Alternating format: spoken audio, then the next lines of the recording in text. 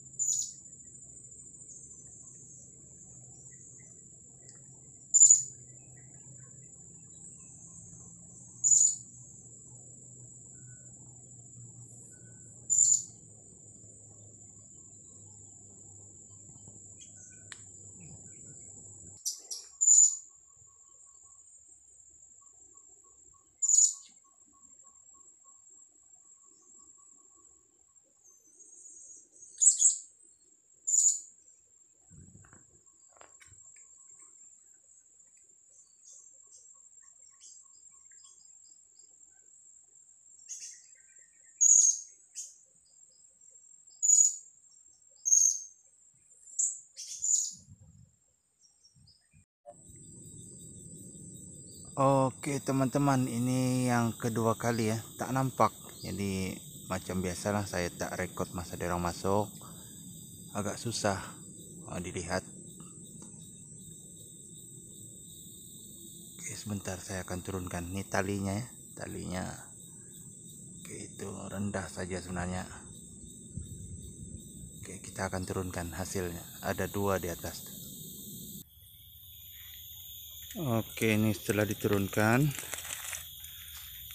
Ini anak jantan merah terang ekornya. Ini pun nampaknya anak jantan merah terang juga ekornya. Jadi dengan yang pertama tadi satu merah dada, dua anakan. Oke, cukup untuk hari ini. Nah, nanti kita sambung lagi dengan membahas tentang makanan yang senang lah untuk kita gunakan dalam proses kita memelihara burung serindit. Oke, nanti kita akan sambung dan teruskan menonton untuk mendapatkan maklumat serta info tentang pemakanan burung.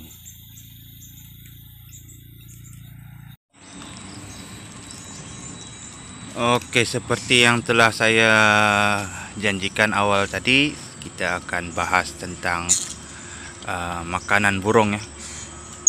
Sebenarnya dah ramai yang tahu benda-benda ini, tapi ada juga yang bertanya dan saya ambil kesempatan ini lah untuk menjawab soalan-soalan daripada rakan-rakan yang bertanya tentang makanan burung, yang mana boleh, yang mana tidak, dan saya cuma ambil yang mudah saja, yang mudah, yang selalu saya gunakan sejak dari awal 80-an sampailah sekarang lah. Dia ada beberapa peningkatan. Kita ikut peredaran masa. Oke, kita cerita sedikit lah tentang di awal dahulu, dimana kalau di awal dahulu kalau di kawasan Sipitang lebih pada menggunakan makanan nasi ya, selain daripada buah itu kira yang yang asas lah, sebab apa, buah burung nih dia makan buah dan madu yang berasal daripada bunga-bungaan di hutan. Jadi dia makan buah dan madu bunga. So selain daripada itu, kita di sini awalnya kita gunakan nasi. Oke, nasi itu dia ada beberapa cara lah. Kalau dulu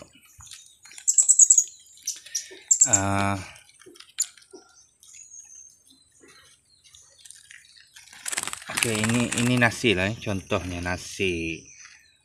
Oke, kalau dulu zaman awal 80-an yang saya sempat awal 80-an.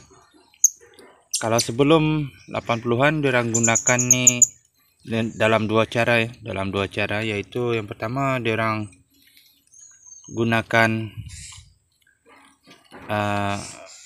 nasi ini diorang buat bubur. Kemudian bila dah masak, diorang bagilah. Itu kalau yang serinditnya banyak. Kalau yang tak banyak, diorang tak buat juga.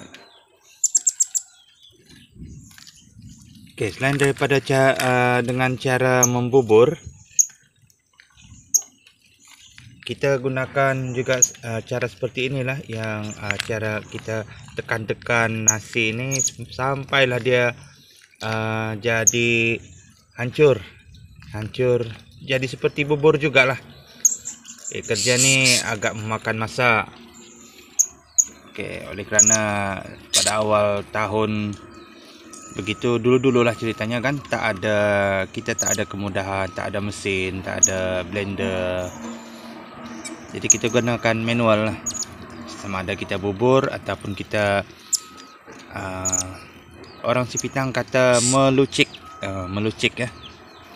nasi. Itu cara yang kedua, dan cara lazim untuk mereka yang memelihara serindit ni tak banyak, mungkin dalam paling tinggi pun 10 ekor, diorang akan menggunakan teknik mengunyah, masukkan nasi dalam mulut kemudian kunyah. Dalam bahasa Kedayan kata mapaki. Itulah kerajinan ataupun cara-cara orang dulu yang mana kalau orang sekarang dah tak berapa nak mau sudah buat. Tapi oleh kerana dulu kita tak ada kemudahan, jadi kita gunakan cara itulah. Untuk sekarang kita tak gunakan lagi cara yang yang saya bilang tadi, melucik ataupun mapak. Itu dalam bahasa Kedayannya, nanti kita akan translate lah, kita akan buat juga dalam akan buat keterangannya juga.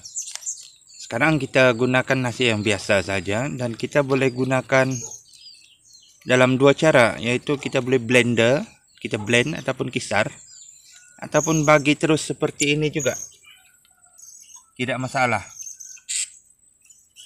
Ataupun kita boleh tambah dengan nih baja ayam, dedak ayam. Untuk dedak ayam nih kita campur sedikit supaya dia lebih sehat lah, dedak ayam ni pula dua fungsinya. Untuk yang anakan seperti ini, kita gunakan dedak ayam jenis membesar, bukan apa ya. Untuk dedak membesar nih,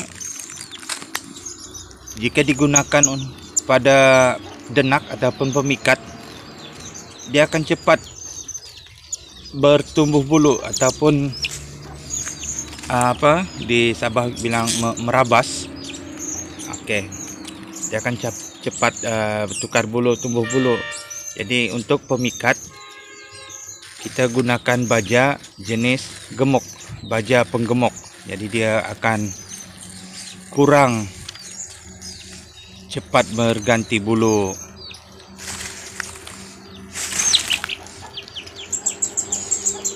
Ada ayam kacau. Ini dedaknya, dedak yang sebaiknya dedak halus lah. Jadi kita tabur di atas nasi dan kita gaul ataupun kacau-kacau sehingga dia sebati, baru kita masukkan dalam tempat makanannya. Oke, itu teknik yang digunakan sekarang. Oke, selepas tu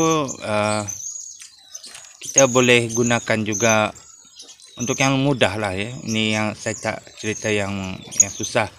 Sebab untuk buat dedak yang sekarang, dedak ataupun serbuk makanan tu agak susah. Kita kena kerja banyak, modal pun banyak. Oke, selepas tu kami gunakan apa nama nestem bijirin untuk usia 6 bulan ke bawah.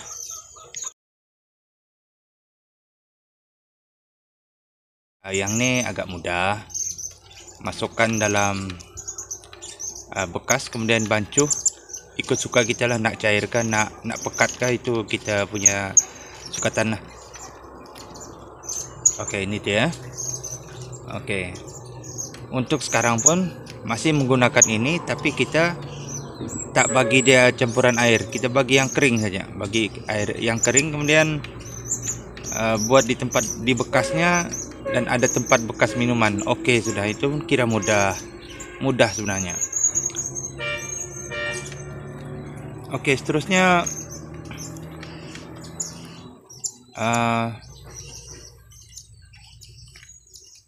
kita boleh gunakan bijan. Oke, bijan. Apa itu bijan? Kita coba tengok dulu apa itu bijan.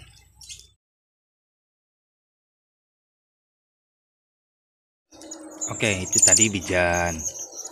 Bijan ni banyak digunakan untuk pembuatan kue. Sebenarnya ini pun boleh dibuat sebagai makanan burung. Lebih mudah lebih mudah. Kita cuma taruh dia kering begitu, kemudian ada di dalam bekas ada tempat air. Saya pun memang suka gunakan ini sebagai makanan burung, tapi oleh kerana di tempat saya susah untuk mendapatkan bekalan bijan, jadi saya tak lama dalam penggunaan ini. Padahal ini paling senang.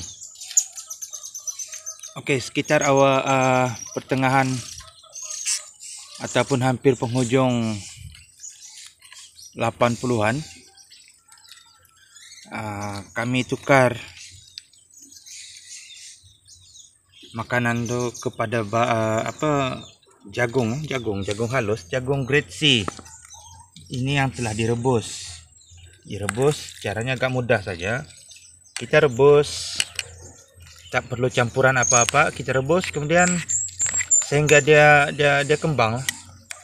Sehingga dia kembang, tak lama, sekejap saja. Biasanya dah mendidih, kita stop apinya, tutup, biarkan. Oke, dah boleh digunakan. Contoh yang ni saya dah bagi ini sudah makan. Ini memang saya bagi diorang ni. Yang ni pula macam yang saya cakap tadi, serbuk. Saya biasakan makanannya beraneka. Sebab apa? Ini untuk memudahkan pelanggan. Oke, ini bagi saya jagung lebih baik. Dengan pemakanan jagung ni saya pernah pelihara sehingga 16 tahun.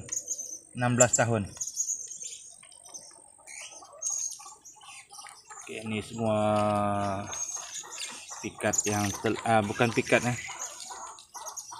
yang telah saya asing-asingkan untuk dijadikan gangster.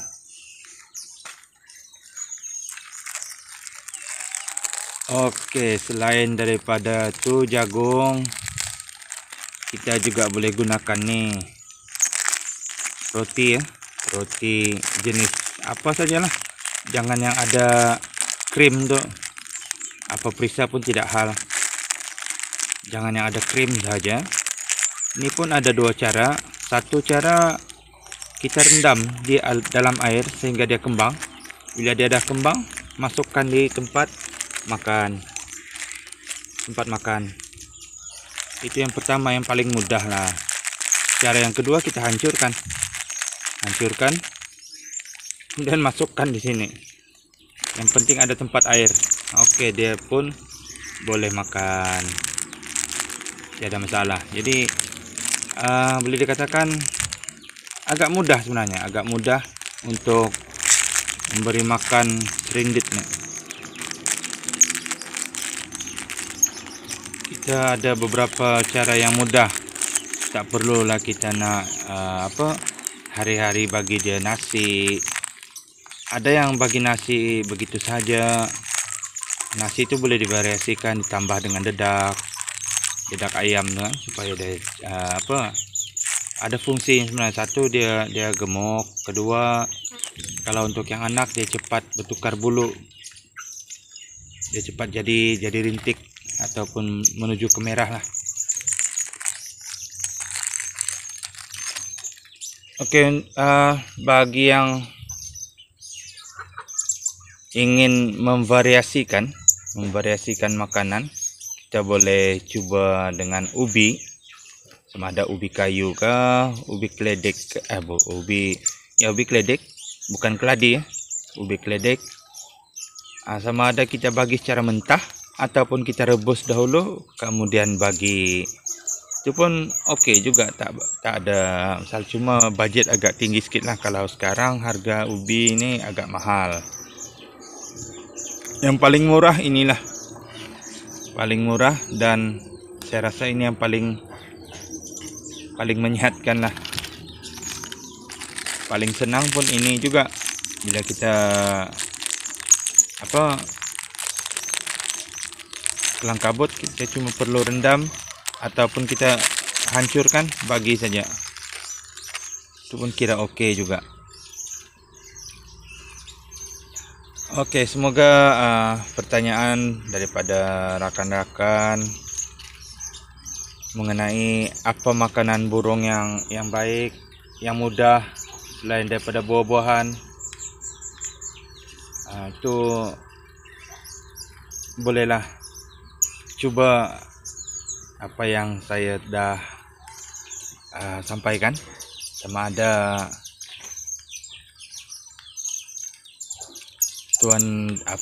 rakan-rakan nak pilih semua ataupun satu-satu saja.